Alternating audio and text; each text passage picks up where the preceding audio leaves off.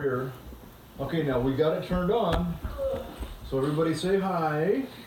Can you all say hi to your cousins? Okay. Everybody says hi, and then we go. Then what we always do is we go 1, 2, 3. Then we say go, right? So you go 1, 2, 3, go. Okay. I wish the McCready would hurry up and take all these people away, said Susan presently. I am getting horribly cramped. So where are they? They're in the wardrobe, aren't they? They're hiding from these other people, right? I expect the pockets of these coats are full of camphor, said Susan, to keep away moths. Stinks bad in there. There's something sticking in my back, said Peter. And isn't it cold, said Susan. Now that you mention it, it is cold, said Peter, and hang it all, it's wet too. What's the matter with this place? I'm sitting on something wet. It's getting wetter every minute. He struggled to his feet. Let's get out, said Edmund. They've gone. Oh, said Southern Susan Lee, and everyone asked her what was the matter. What do you think's the matter? They were in Narnia. They were in Narnia, that's right. I'm sitting against a tree, said Susan, and look, it's getting light over there. By Jove, you're right, said Peter, and look there, and there, it's trees all around, and this wet stuff is snow. Why, I do believe we've got into Lucy's wood after all. Would you like to go to Lucy's wood? Yeah. Yes. I totally want to. Okay, and now there was no mistaking it. And all 4 children stood blinking in the daylight of a winter day. Behind them were coats hanging on pegs. In front of them were snow-covered trees. Peter turned at once to Lucy. I apologize for not believing you, he said. I'm sorry. Will you shake hands? Of course, said Lucy, and did. And now, said Susan, what do we do next? Do, said Peter. Why, go and explore the wood, of course. Ugh, said Susan, stamping her feet. It's pretty cold. What about putting on some of these coats?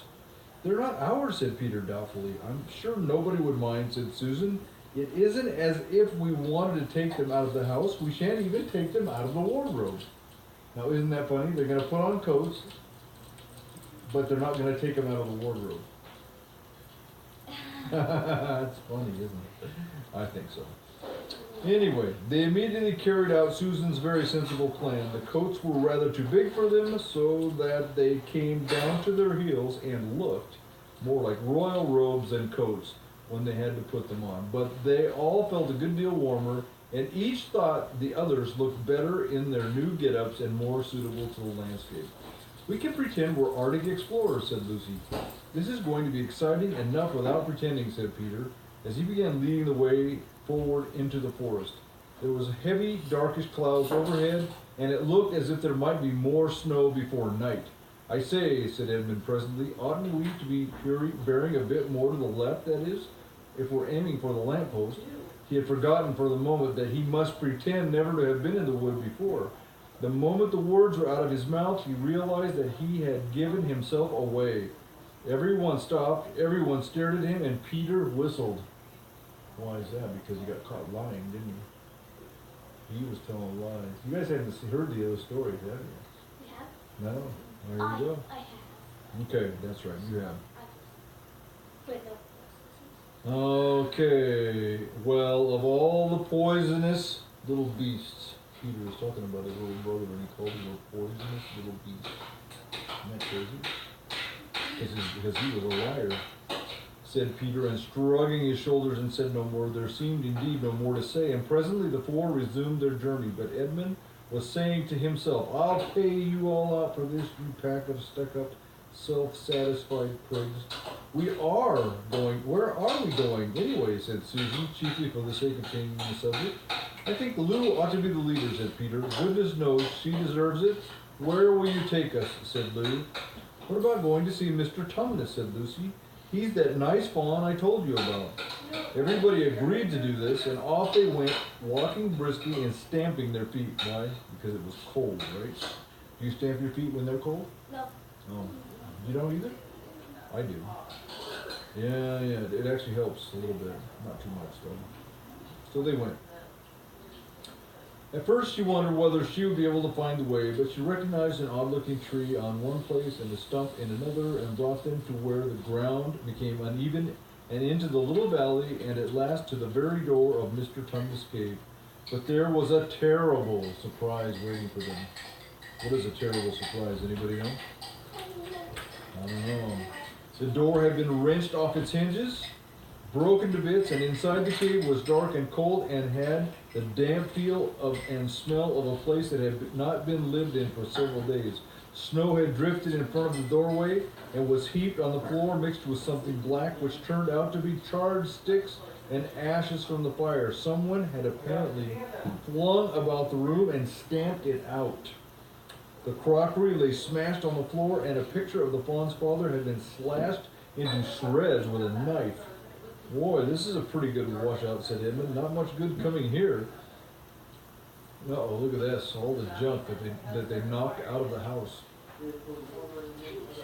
Kind of ugly, yeah. What is this? Said Peter, stooping down. He had just noticed a piece of paper which had been nailed through the carpet into the floor. Is there anything written on it? Asked Susan. Yes, I think there is, answered Peter, but I can't read it in this light. Let's go out into the open air. They all went out into the daylight and crowded around Peter as he read out the following words. The former occupant of these premises, the Fawn Tumnus, is under arrest and awaiting his trial on the charge of high treason against her Imperial Majesty Jadis, the Queen of Narnia, chatelaine of Cair Paravel, Empress of the Lone Islands, etc., also of comforting her said Majesty's enemies, harboring spies, and fraternizing with humans. Signed, Mogrim, the captain of the secret police. Long live the Queen. Do you know who Mogrim is? He is a great, big, bad wolf. The children stared at each other. I don't know that I'm going to like this place at all, said Susan. Who is this queen? Said Peter. Do you know anything about her? She isn't a real queen at all, answered Lucy. She's a horrible witch. The White Witch. Everyone, all the wood people hate her. She has made an enchantment over the whole country so that it's always winter here and it's never Christmas.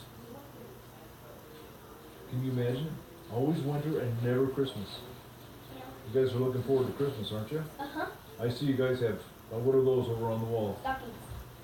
I guess you're looking forward to Christmas, aren't you? Yeah. Okay, that'll be it.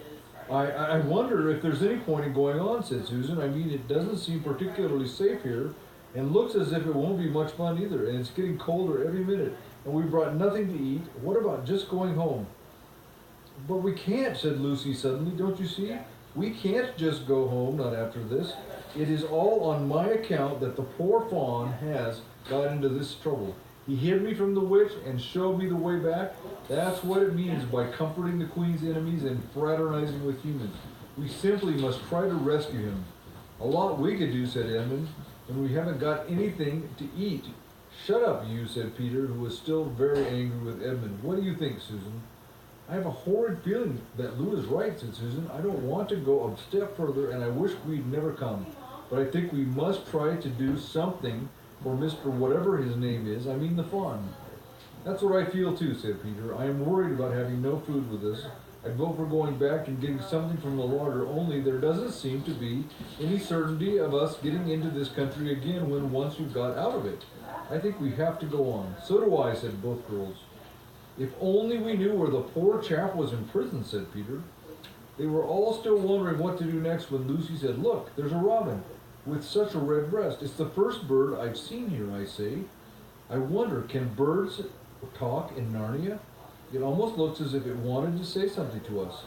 When she turned to the robin and said, Please, can you tell us where Tumnus the fawn has been taken to? As she said this, she took a step toward the bird. It at once flew away, but only as far as the next tree, where it perched and looked at them very hard, as if to understand all they had been saying. Almost without noticing that they had done so, the four children went a step or two nearer to it. At this, the robin flew away again to the next tree, and once more looked at them very hard. You wouldn't have found a robin with a redder chest or a brighter eye. Do you guys have robins that look at you? No. No? Do you have robins that look at you? Yeah, me either. I think every time I see a robin, what happens? They fly away, right? Yeah, pretty much. Well, maybe he wants us to follow. I have an idea he does, said Susan. What do you think, Peter? Well, we might as well try it, answered Peter. The robin appeared to understand the matter thoroughly. It kept going from tree to tree, always a few yards ahead of them, but always so near that they could easily follow it. In this way it led them on, slightly downhill, Wherever the robin alighted, a little shower of snow would fall off the branch, and presently the clouds parted overhead, and the winter sun came out, and the snow all around them grew dazzlingly bright. They had been traveling in this way for about half an hour when the two girls in front, when Edmund said to Peter, "If you're not still too high and mighty to talk to me, I have something to say which you better listen to." "What is it?" said Peter. "Hush, not so loud," said Edmund. "There's no good frightening the girls, but have you realized what you're doing?" "What?" said Peter, as he lowered his voice to a whisper. "We're following a guide we know nothing about. How do we know which side that bird is on? Why shouldn't it be leading us into a trap?" Could the bird be a bad bird? I don't know. It's the white witch's bird. It could be the white witch's bird. Do you think that's a bad guy or a good guy? A good guy. Hard to tell. Let's find out. Bad. That's a nasty idea still. A robin, you know, they're good birds in all the stories I've ever read. I'm sure a robin wouldn't be on the wrong side. If it comes to that, which is the right side? How do we know that the fawns are on the right and the queen, yes, I know we've been told she's a witch, is in the wrong? We don't really know anything about it either. The fawn saved Lucy. He said he did, but how do we know? And there's another thing too. Has anyone the least idea of the way home from here? "Great Scott," said Peter, "I hadn't thought of that. And no chance of dinner either," said Peter. 7. And that's the next one. Now, I already give you that one. It's on there. So would you go shut off the deal? Go touch that thing again. Can you do it? So touch the red one and get it shut off. Say bye, everybody. Bye. Touch the red one. Did you get it? Or you want to say bye? Then you can touch it.